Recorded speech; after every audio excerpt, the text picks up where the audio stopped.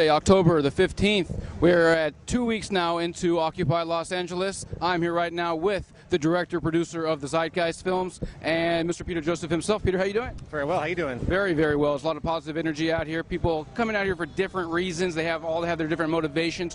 What do you see? What do you see within this movement? I see tremendous potential. Yes. Tremendous potential. We have a failing economic system. We have grave disimbalances across the world, not just for America, obviously. This isn't a centric movement to America. It's become global, which is probably the first of its kind, based on what I can tell.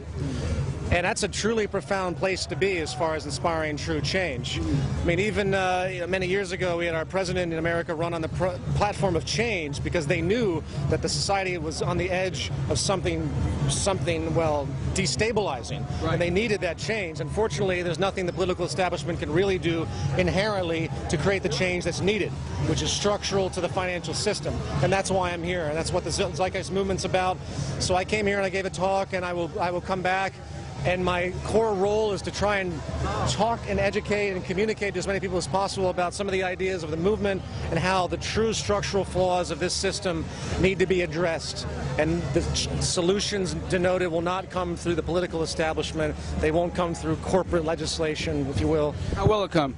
It will come through probably a grassroots movement that rises up to put pressure on the system to such an extent that the very fabric of the financial structure will be overrun. It's pretty much the only solution that I see. It's something that I could spend a great length to speak about. But I encourage anyone out there, to read our materials of the Zeitgeist Movement, of course, to watch Zeitgeist Moving Forward, right, which is free online, and you'll begin to see how the logic that many people here that are catching on to will eventually lead them into the realization that this entire financial structure has to go. How do you address concerns, though? A lot of people talk about the Zeitgeist Movement and the Venus Project, and they talk about all these good things. How do you address concerns, though, of handing over responsibility of decision-making over to what we say, maybe robots or artificial intelligence? Some people haven't had clarity with exactly how you want the central planning to work. It's a very common misinterpretation. It's very much built into a lot of the sci-fi films people see and what they understand about technology and in artificial intelligence or anything like that. Right. The only premise that anyone needs to understand is calculation. We delegate our decision-making to computers and machines all the time, whether it's a spell check or whether it's just a simple calculator that we've had for years to calculate whatever we want to add together. Yes. It exceeds our capacity. It's more accurate. Human thought is fallible.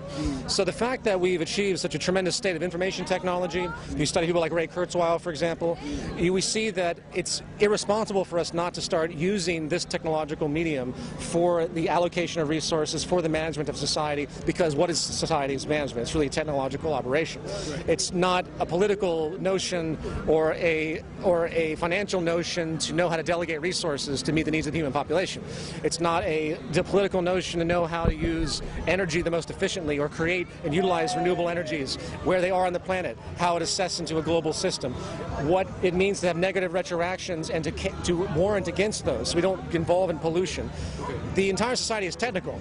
So when you look at it as a calculation problem, you begin to see that the use of mechanization for labor and the use of, well, essentially calculation methods and protocols, algorithms, or what do you want to classically term artificial intelligence, is the only way to go, which, by the way, is where we already are anyway. Well, the stoplights we already use are making these decisions for us. Most medical procedures go through a massive filtration system to decide what the actual solution is. Humans are more or less already working with the technology that decides what they're going to do. It's only that extra 5% that we step in to actually engage. And all we want to do is maximize that and make sure we get to the 100% or as close as we can so we have the most optimized, efficient means as possible. Now, I can see where you're going with it, though. Where's the human decision-making? Well, what I was going to say is there's also another concern that your idea is a very good idea, but how many people, the 99%, are actually going to be able to feel the wealth of it? I mean, doesn't it seem like if it's that good of an idea, the elites, the people we talk about, are going to hijack that? I mean, should I start to worry if MSNBC or Fox News starts reporting on the Venus Project? They won't. Why? They won't, because this is a financial system. In order to utilize technology to replace human labor, which is already happening right now, at the expense of employment, which is why you have the unemployment that you see today. The unemployment that's existing today is because of technology at this foundational level, period. It's not a political or an economic issue. There's nothing the U.S. government is or will ever be able to do to generate the needed jobs that are on the horizon with our growing population, due to the fact that corporate cost efficiency will always demand technology because it's cheaper than human labor and more efficient. So in that logic comes a social imperative. The financial system can't work anymore. That's just one example, by the way, but we'll stick with that. Okay. And you're not going to hear Fox News or any of these people talk about a system that's contrary to the financial system because they gain so much from their financial advantage. It's culturally hegemonic, too, as I said on stage earlier. Right. The entire system is created to perpetuate one class over another. If you become independently wealthy, multimillionaire, it's very, very easy for you to maintain that wealth and grow upon it, as opposed to myself or anybody else that takes loans to buy their car or their house. They are in debt through credit, and they are going to be inhibited by that debt and the interest charge, constantly perpetuating their lower echelon movement, while it's just always stratified. So the fact that you have 1% owning 40% of the planet's wealth isn't some anomaly. It's exactly expected. It's going to grow. That's just what the system is. Yeah, but the central part of that system you're talking about is the fractional reserve banking system. You've made that pretty... It's also the very foundation of the interest system and the way the banking establishment is set up. Fractional reserve element is a big part of it. That's the multiplication of money and the use of interest. But I'm sorry, go on. No, that's absolutely right.